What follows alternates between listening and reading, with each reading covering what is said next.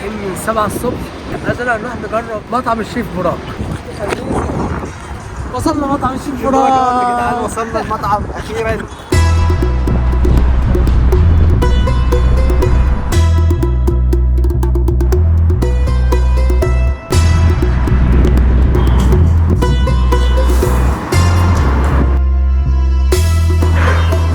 المكان يا جماعه صرح كبير وفي قعدات اندور بديكورات تحفه جدا، تحس ان انت قاعد في مكان فخم ونجف اشكال غريبه وحاجات، لا بجد تحفه تحفه جدا يعني. وفي كمان قعدات اوت دور، بس دي كانوا قافلينها عشان احنا في الشتاء. ازيكم يا جماعه، مطعم الشيف براك فتح في مصر. احنا النهارده جايين عشان نجرب مطعم الشيف براك. معايا مازن وزياد، هنجرب معظم المنيو تقريبا، هنجرب من ارخص حاجه لاغلى حاجه. اول حاجه ازازه الميه دي ازازه ميه بوفانا، المفروض الصغيره ب 40 جنيه، بس اللي متوفره حاليا الكبيره ب 110. الميه نازله ساقعه وحلوه قوي يا جدعان. كفايه استنى كده، جربوا الميه. ميه نجرب ميه. دوت اول حاجه طلبناها. ده صحن مزه متنوع، بيبقى فيه 5 انواع من السلطات، ده ب 550 جنيه. طبعا اول حاجه بناخد العيش بتاعهم، ده عيش جميل بالسمسم. اول نوع دوت اسمها المحمره، دي بتبقى عباره عن فلفل احمر ومعجون طماطم وحاجات كده، وجواها عين جمل. دي طعمها عالمي، والعين الجمل جميل قوي.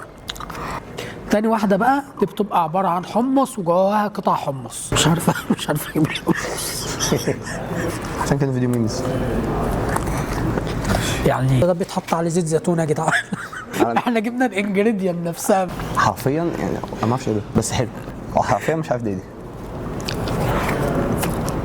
دي يا جماعه اسمها المتبله، هي حاجه كده عامله زي البابا غنوج بس على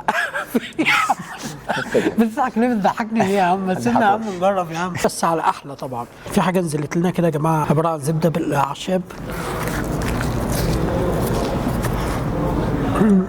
دي ما عجبتنيش. ادوق كده يا مازن. زبده بس قلب على العكس اتنين. ده بقى البابا غنوج التركي، ده عباره عن برنجان وطماطم وفلفل الوان. بصراحه البابا غنوج التركي ما عجبنيش، لانه معمول بطريقه كده شبه المسقعه، وانا اصلا ما بحبش البرنجان ده، غير انه كان مزز قوي. اخر كمان واحد ده لبنه وعليها زعتر وزيت زيتون وشيري توميتو، حلوه. هو طعمها قريب كده من الزبادي، في النص كده في كسر عيش كده بيبقى ناشف. بتاكل واحده ولا مع الحاجه؟ حلو ده جميل. تاني حاجه يا جماعه هنجربها سلطه سيزر الخاصه، ودي سعرها يا جماعه 365 جنيه. وديت يا جماعه بتبقى عباره عن طحينه وحمص وطماطم وفلفل وحبيبات قمح كده، طعمها حلو جدا، جامده. السلطه دي ممتازه. دي بقى اللي هي حاجه اسمها كفته قشل مقليه، او اللي هي الكوبيبه يعني، ديت الواحده ب 140 جنيه، احنا طالبين 4 يعني ب 560 جنيه. ما تنسوش اللايك يا جدعان، عايزين الفيديو يفرقع. جواها يا جماعه لحمه مفرومه ومكسرات، لا حلوه. احسن حاجه جربتها لغايه دلوقتي بجد. ايه رايك؟ خدوا بالكم زياد يعني مش اي حاجه تعجبه يعني، زياد بياكل اكل مخصوص يعني، مش اي حاجه باكلها. هنخش بقى في البيضه، ودي من اهم الاصناف التركيه. اول نوع دوت يا جماعه هنجربه، ده بيضه باللحم المفروم، ودي سعرها 475 جنيه. تعالوا كده ندوق ونجرب بايدينا كده على طول. ماشي تمام عادي، مش حكايه. دي فيها جبن صح؟ دي حلوه قوي. التتبيله بتاعت اللحم المفروم جميله. امينه شلبيه مش واقفه عليك يا عم.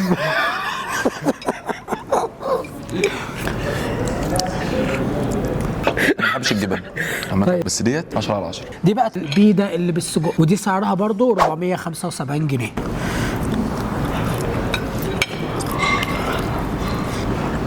اللحمه المفرومه كانت احلى صح؟ السجق هنا معمول بطريقه مختلفه، لا السجق احلى. العجينه بتاعت البيضه هنا طعمها ما يختلفش كتير عن البيضه اللي جربتها من مطاعم تركي تانية، ولكن هنا عاملين حركه صايعه قوي، مرققين عجينه البيضه جدا عشان تحس بطعم المكون الاساسي اللي هو سواء السجق او اللحمه المفرومه او ايا كان. هنجرب بعد كده طاجن حمص باللحم المفروم، ده بيبقى حمص ومحطوط كده معمول كده في الفرن، بيبقى عليه وش جميل، وبيبقى جواه بقى ايه لحمه مفرومه. احلى حاجه بقى هنا يا جماعه في طبق المقبلات ده ان الحمص الحمص هنا تحس بالحمص قوي تقيل كده وطعمه واضح جدا، انما الحمص اللي كان في صحن المزه المتنوع كان خفيف شويه. عجبتك؟ ده ب 395 جنيه. تعالوا هنجرب بقى طاجن حمص بس باللحمه بقى، ده غير بقى ان سخن ومعمول له وش جميل قوي في الفرن، فلا ده حاجه تانية خالص. ده احلى كمان من اللي باللحمه المفروم، قطع اللحمه والتتبيله بتاعتها حلوه جدا. الدنيا بس برضه انا بالنسبه لي اللحمه مفرومه احلى. انت كل حاجه في اللحمه المفرومه احلى. ده طاجن حمص برضك بس بالصنوبر. انا اول مره ادوق الصنوبر اصلا. هم كلهم هي واحد كده والحشو زي اللي بيختلف. المكسرات كده. يعني بصراحه ده ما عجبنيش قوي، هو احسن واحد اللي باللحمه. دوق كده. بس حلو. الصنف اللي بعد كده لحم بقري بطريقه بليل، وده بيبقى عباره عن طاجن كده وعليه عجينه في الوش. بس ده المفروض ان بيجي حد هو اللي بيسيرف علينا الطبق دوت، بيجي بيشيلوا العجينه اللي في الوش ديت.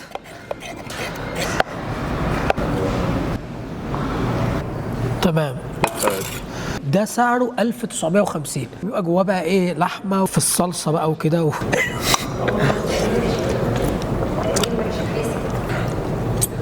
شكرا. تمام. ماشي مش مشكله. هو الطبق ده عجبني، بس قطع اللحمه في بعض، بس القطعه كده كانت عايزه تزيد سوا شويه، بس العجينه جميله جدا حلوه. مازن عجبته يا جدعان. زيادة.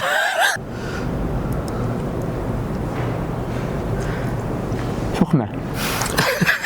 لا مستوي عادي وحلو. يمكن عندنا بقى بجد والله لا. بس انا الطاجن ده اصلا طلبته بالغلط، كان قصدي طاجن تاني زيه، بس بعد ما هم بيشيلوا العجينه من فوق بيبقى الطاجن فاضي وهم اللي بيحطوا فيه قطع اللحمه. التاني اسمه تيست كباب، وعلى فكره الاتنين بنفس السعر، بس الفرق ان ده بيتسوى اصلا اللحمه جوه الطاجن، انما التيست كباب بيسووا اللحمه في فخار وبعد كده بيقوموا يطلعوها ويشيلوا العجينه ويقوموا حاطينها جوه دوت. يا جماعه ميكس مشاوي مشكل بيكفي فردين، ده ب 1900 جنيه. ده بيبقى عباره عن 4 انواع من المشاوي ومعاهم يعني نوع حاجه كده شبه الرز اسمها البرغل. ده كباب فستق وده كباب صلصه وده شيش طاووق وده كباب عادي. دي بنقول عليها كفته في مصر، في تركيا كباب. هجرب اول حاجه الكباب اللي بالفستق. تمام اهو. تمام تمام. وزي ما انتم شايفين ده كباب وجواه قطع فستق. ده حلو، ده عجبني طعمه جميل. نيجي بقى للكباب اللي بالصلصه. حلو، بس انا عجبني الكباب اللي بالفستق اكتر. ما انا هعمل كده. دي بقى يا جماعه ده الكباب العادي. تمام. لا دي بالذات صايعه قوي. وده بقى الشيش طاووق. يا ساتر يا رب.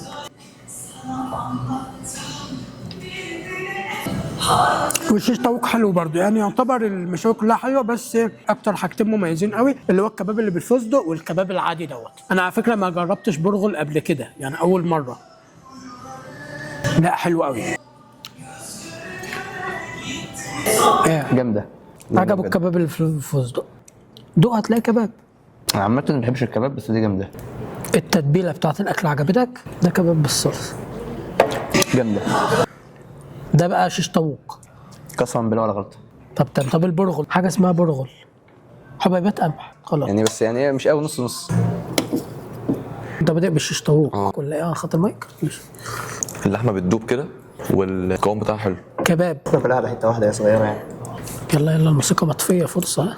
عجبتك؟ تمام. جرب بقى ده كباب بالفستق. بقى ايه عجبتك دي؟ ماشي. ده كباب بالصلصه. هي دي كباب بالصلصه احلى حاجه. ده بقى يا جماعه طاجن اسمه طاجن علي ناظج. ده ب 950. ده عباره عن بتنجان مهروس وجواه قطع لحم. بصراحه يا جماعه انا ما بحبش البرنجان، بس البرنجان هنا معمول بطريقه غريبه. بصراحه معمول بطريقه غريبه، واللحمه اللي فيه حلوه جدا. الطاجن ده بالذات يا جدعان اجمد حاجه جربتها لغايه دلوقتي. ده بقى يا جماعه الاهم طاجن النهارده، طاجن الشيف براك. وده سعره 1400 جنيه. ده برده برنجان مهروس، هو في شبه كده من طاجن علي ناظج، بس المفروض ان البرنجان معمول بطريقه مختلفه واللحمه اكبر، قطع كيوبز كده اكبر، والمفروض ان التتبيله مختلفه يعني. احنا خدنا كميه معلق وكميه شوك. الفيديو دوت اكتر. احنا اكتر ناس. ايوه ماشي. عشان نعمل فوكس. هنا عجبتني اللحمه اكتر من ده عشان القطع كبيره كده وتحس بالطعم تيستي اكتر من ده بكتير، ولكن عجبني طريقه البرنجان اللي في علي ناظج اكتر. بالنسبه لي انا كنت حاسس دوت احسن. ما هي أنا اراء فاضي بقى يا جماعه، مترددين. يا حلو جدا. اراء بقى. طاجن الشيف براك نوعين من اللحم، في لحم بقري ولحم ضاني. ماشي يا عم. في ضاني يا جماعه، فعلا في نوعين من اللحم، وده اللي بيميزه عن طاجن علي ناظج.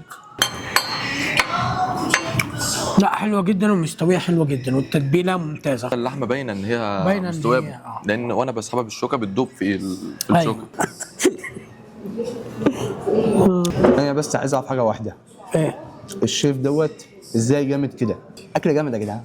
رساله يا جدعان للشيف، انت برنس بجد. يعني لو هو بيتفرج عليا لازم يعني بيوجه رساله للشيف براك. الواد الشيف اللي عامل الاكل عمنا الشيف براك، عمنا وتاج رسمي. ده بقى يا جماعه طاجن المفاجاه، ده سعره 1500 جنيه. ده عباره عن قطع لحم بقري مستويه ببطء بالفستق، وفي عليها بقى وش جبنه موتزاريلا معموله بقى بفلفل حلو وزبده. قرب كده قرب كده. هي اللحمه جوسي بتنزل ايه يا عم؟ ماشي. بتنزل عصير كده وفي نفس الوقت مستويه حلو، ووش الموتزاريلا جامد قوي، طعم الموتزاريلا جامد قوي. ديت يا جماعه زي ما انتم شايفين اللحمه عليها وش بصوا ده العصير بتاع اللحمه جوسي زي ما انتم شايفين، وفي نفس الوقت عليها طبقه موتزاريلا جامده قوي، طعمها بجد تحفه، وفي المفروض ان في فستق مطبوخ مع اللحمه نفسها. طلع مفاجاه فعلا. دق. مفاجاه فعلا بجد لا الجبنه طعمها حلو. حلو طعمها قوي، جامد واللحمة. مختلف عن الجبن اللي في البيتزات تخينه كده. بس فعلا اكل حاجه محترمه. انبسطت. قلت باين. يا بص مثلا هات استنى اقطع اللحمه دايبه ازاي خالص اهي. اعطيها 10 من 10 ونجمه. ونجمه كمان. احنا يا جماعه دلوقتي هنخش بقى في الاطباق العائليه، ودي بتتعمل بشوك.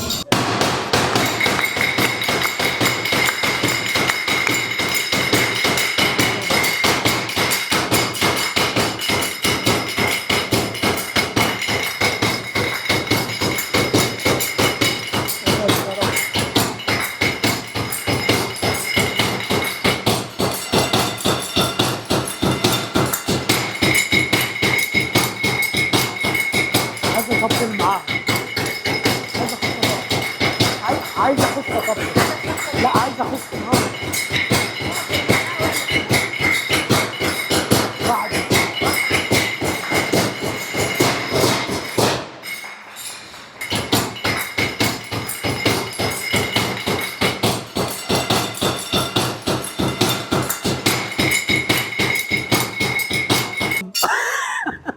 مش مشكلة بقى، بس كان طفوا النار. ها كنت عايز ايه ده؟ دي البرد بلاف. انتوا ده جميلة. افتح بقى. اوه ايوه ايوه ايوه يا جماعة، دي البرد بلاف. اوه يا سلام، حلوة التطبيلة يا جدعان جامد. بجد والله. اوه تمام. دوت يا جماعه اول صنف في الاطباق العائليه اسمه البردي بلاف. البردي بلاف ده زي ما انتم شفتوا كده، هو اللي هو كان في الشو، ده عباره عن عجينه كده مخبوزه وعليها مكسرات، لما بتتفتح جواها بقى كميه كبيره من الرز، وفي جواها 9 دبابيس دجاج. هو في منه لحمه وفي منه فراخ، بس انا اخترت اجيب الفراخ. ده سعره 1900 جنيه. تعالوا كده نجرب. الرز حلو قوي، وفي كمان جواها مكسرات من جوه، وفي بقى هنا فاجي اخش على الدبوسه واخدها في بق واحد بقى. بتشكني بتشكني. على يا زلطايه واحده. فخمه فخمه. لا حلوه قوي ودايبه قوي، سخنه قوي ودايبه قوي، طلع دخان يا جدعان. بتطلع دخان. على فكره انا مش من هواة الدبابيس قوي، بس الدبوسه دي مختلفه. اخش معاه. خش. لا حلوه قوي، بص حتى لون الفرخه عامله ازاي، سخنه جامده قوي. اللحمه دايبه دوب والله جامده العظيم قوي. جامده. يلا. العجينه تحفه تحفه. كل حاجه جامده بجد. تصدق تبقى جامده، تصدق ها زيزو؟ تعمل ايه؟ تنام. فراخ حلوه بس انا ما حبيتش الرز قوي بصراحه. بتحب الرز الابيض بحب العادي؟ الرز الابيض العادي. الصنف دوت ريب اي ستيك. ما تنسوش اللايك يا جدعان. تمام كده. دي المفروض قطعة لحمة أمريكية بتتعمل بكذا طريقة، يعني ممكن رير دان أو ويل دان أو ميديوم. أنا طلبتها ميديوم بحيث إن هي تبقى يعني إيه جوسي كده وفيها عصير، يعني بحب اللحمة الستيك بالذات تكون كده. ده سعره 2950 وده في صوص معاه يا جماعة اسمه صوص ديميجلاس مشروم. دي رز بطاطا يا جماعة اللي هي بتبقى البطاطساية بقشرها ديت يا جماعة. دي حتة قرن بتتعمل روست كده في الطاسة.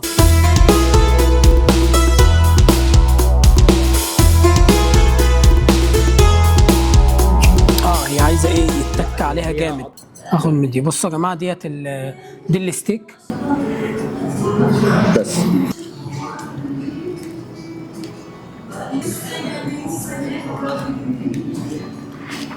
لا حلوه فعلا جوسي. بتنزل مستويه وفي نفس الوقت طعمها حلو وبتنزل كده عصير. فبصراحه قطعه اللحمه جميله يعني.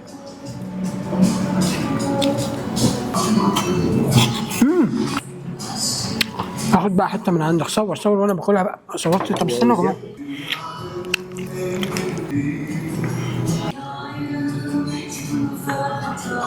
جامده جدا وبالذات بالصوص تحفه.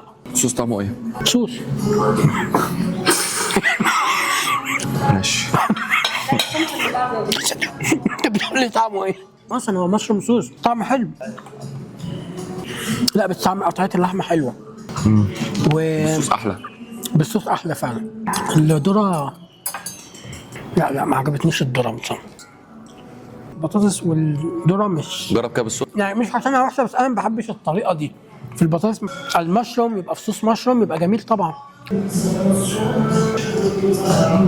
لا جامد. وده ايه؟ جزر.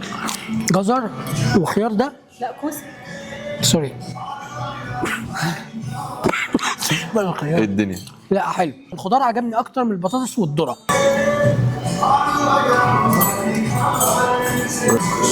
جامده.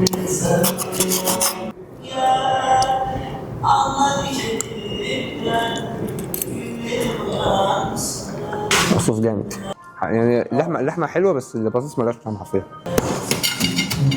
صور وانا اقف جنب الراجل المحترم ده اتفرج.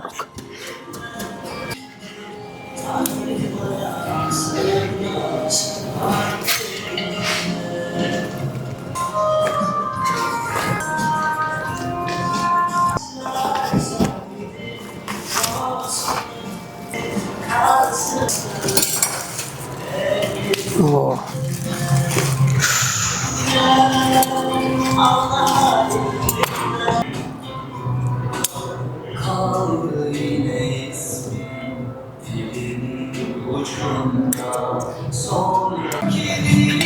ده تاني طبق يا جماعه هنجربه في الاطباق العائليه. دجاج مشوي مملح. ده سعره 1900 جنيه دوت يا جماعه. بيبقى بصوا زي ما انتم شايفين كده. بصوا يا جماعه الفرخه عامله ازاي. طبعا سخنه جدا جدا. الفرخه دايبه دوب. اول مره اكل صدر بالطعامه دي. لا طعمه حاجه. بصوا اصلا الياف الفراخ عامله ازاي. حاجه رهيبه. طبعا هم هنا ده بيبقى الفلفل ده سبايسي. الاكلات اللي بيبقى فيها كده عشان بيبقى كل واحد بذوقه. يعني مثلا انا واحد بحب الاكل مش سبايسي، في واحد بيحب سبايسي ياكل معاه الفلفل كده. الحلاوه دي. لهوي لهوي. بصوا يا جماعه تعالوا بقى نعمل شويه شغل امينه شلبايه بقى. المفروض الرز بيتاكل بالشوكه.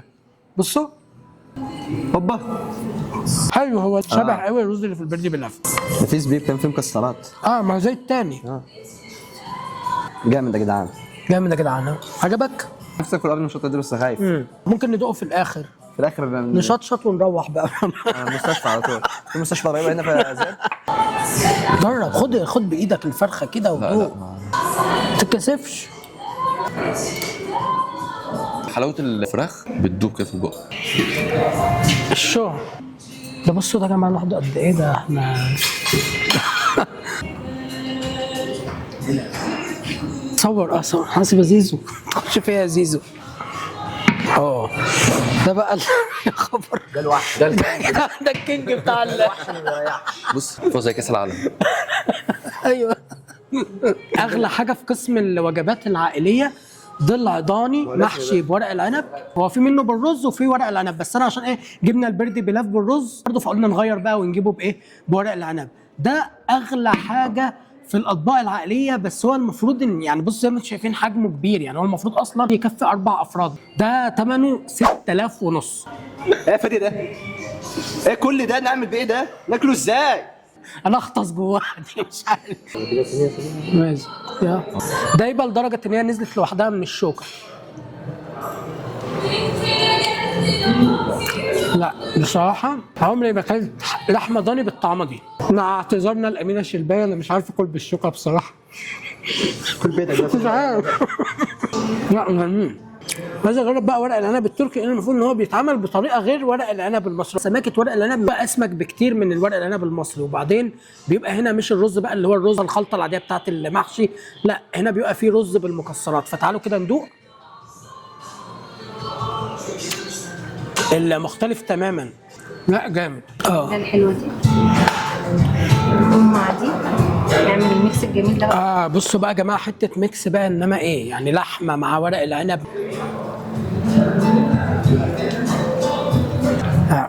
الميكس جامد. كلمة حق في حق مامتي، والله العظيم نفس الطعم بجد والله نفس طعم ورق العنب بتاع مامتك؟ اه مامتك بتعمل ورق عنب تركي؟ هو راجل مختلف. بجد 13 من 10. 13 من 10. لا ده خلاص بقى اظبط. المشكلة دي كلها هاخدها ازاي؟ هتيجي ايه؟ يا ما حدش يضحكوا بقى يا جدعان. انت في حد بيضحكوا غيرك؟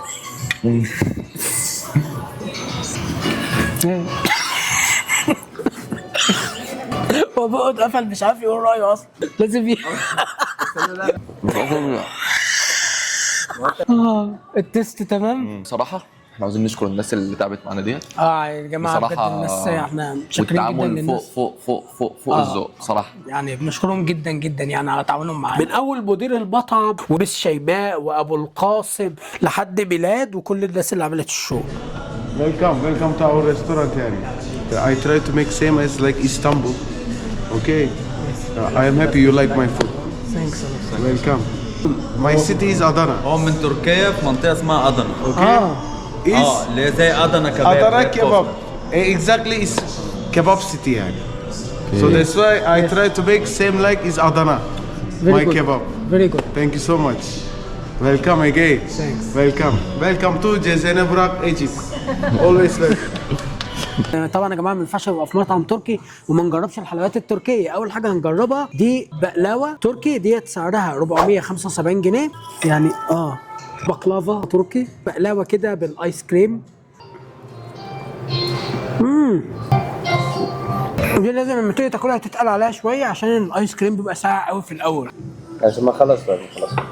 دي التريليتش يا جماعه. دي شبه يا جماعه الاشرطه بتاعت بلبن، فيها زي يعني كيكه متسقيه في اللبن. بصوا يا جماعه تريليتش يعني 3 انواع لبن. ليتش يعني لبن بالتركي. فهمتوا اسم المعنى يعني ايه؟ مفيش وقت نضيعه. لازم نشرح للناس الاول ده ايه. لبن مكثف ولبن عجينه كريمه ولبن عادي وعليها كراميل وبيستاشيو. ده فستق يا جماعه يعني في ايه؟ كل حاجه بتدوب. هي طعمه بس سكرها عالي قوي. ايه الدنيا؟ بتجزع كده النفس. خش لي بقى على الابيزه. ايوه قول بقى. ما اشتريت حاجه معانا يا جماعه الابيزه، ودي ب 325 جنيه انت مش قادر ولا ايه؟ اصلا. يعني دي شوكولاته في موزه يا جماعه في النص، تعتبر كانها شبه كأنها جاتوه. الجاتو. احلى من التريليتش، السكر بتاعها هنا معقول. التريليتش كانت محلونه قوي. عجبتك؟ دي مجنولي. اخر حاجه بقى يا جماعه هنجربها الماجنوليا. مغنوليا. حاجه ماجنوليا دي ب 320 جنيه. استنى كده نجرب دي.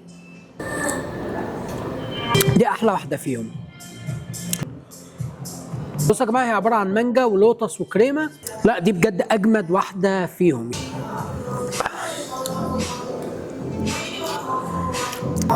عظمه. بصوا يا جدعان احنا بنختم بقى بالمشاريب. هنجرب اشهر مشروب تركي، ده اسمه العيران. ده عيران بالنعناع ب 70 جنيه. المفروض ان هو معمول عشان يساعد على الهضم، تمام؟ حاجه كده زي اللبن الرايب. زيت عربيات ده. ايه في ايه؟ ايه ما عجبكش؟ يعني الامبريشن واضح، حاسس ان عيني هتدمع وانا بشربه. مش عارف هو شبه الليمون يمكن، والله هو مزي قوي. فدي هفهم شبه ايه؟ شبه الصابون.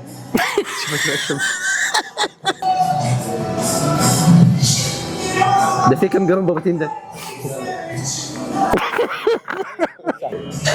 لا 10 على 10.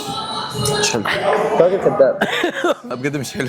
اوكي. ممكن تجرب المشروب التركي في عيران عندهم. في عيران عيران ده بيبقى عامل بالنعناع. زي عيران بالنعناع. ده بيبقى لبن زي اللبن الرايب عندنا. زي اللبن الرايب عندنا، بس بيتعمل بالطريقه بقى التركيه، وبيبقى عليه نعناع مهر ماشي. زي الزبادو بس اخف. نجرب عيران. جرب انت عارف. مع ماشي. اللحوم بالذات، وكمان انت طالب ضاني فلازم العيران مع اللحوم. ايه علاقته باللحوم؟ بيسرع عمليه الهضم احنا ناكل ونسرع بعدين. الحمد لله ان انا قلت لهم لا خلي العيران ده مع المشاريب في اخر الفيديو. عايز اقول لكم انا لو كنت جربت العيران مع الاكل انا حرفيا كان زمان اتقفلت وما كملتش الفيديو، لان بجد يا جماعه اسوأ مشروب شربته في حياتي، طعمه عجيب بشع حرفيا. يعني انا اشرب لبن رايب اهون لي احسن بكتير من ان انا اشرب المشروب ده. زيزو كان عايز يهرب، ما كانش عايز يشربه، شربته له كله، ربنا معاه بقى. ده بقى الشاي التركي، هنجرب الشاي التركي بقى. ده ب 60 جنيه. الوقت احنا هنجرب الشاي التركي يا جماعه ب 60 جنيه في الكاسات التركي. طب هو مختلف شويه عن الشاي المصري بس حلو يعني. اللون يعتبر مقارب للشاي المصري عادي. مش احنا انا كنت مصدوم اول ما شفت الريسيت، لان انا عمري ما تخيلت ان انا ادفع مبلغ زي ده في مطعم. هي الاسعار في المطعم انا شايفها عاليه، لا عاليه فعلا، ولكن التيست في مختلف خالص عن اي مطعم دخلته. يعني حسب ما عرفت ان هما بيستخدموا اغلى لحمه في العالم، الانجوس بيف. بس انا اعتقد ان غلو الاسعار، يعني المطعم اصلا فتح في التجمع الخامس، فالمطعم بيستهدف فئه معينه من الناس، اللي هو ان انت تحس كانك رايح سياحه بدل بس تسافر تركيا عشان تجرب الاكل التركي. لا انت الاكل التركي جالك لحد عندك.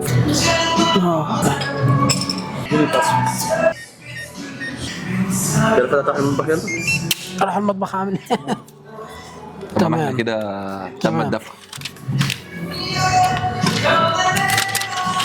دوت يا جماعه الشيك بتاعنا. ايه ده خبر يا فادي، انت دفعت كل ده؟ في بعض الاصناف فعلا اللي سعرها يعتبر عالي، بس هي الفكره ان احنا دفعنا مبلغ كبير لان احنا جربنا اصناف كتير قوي. الحاجات دي ما هياش مثلا وجبه لفردين لا الحاجات دي اصلا تكفي افراد كتير قوي، في حدود مثلا 20 فرد. فانا اخترت اصناف كتير جدا عشان اجرب لكم معظم المنيو تقريبا. انما اصلا عايز اقول لكم يعني اتلكمنا اصلا مش قادرين نكمل، ومعظم الاكل هناخده معانا عشان ندوق حبايبنا وكده.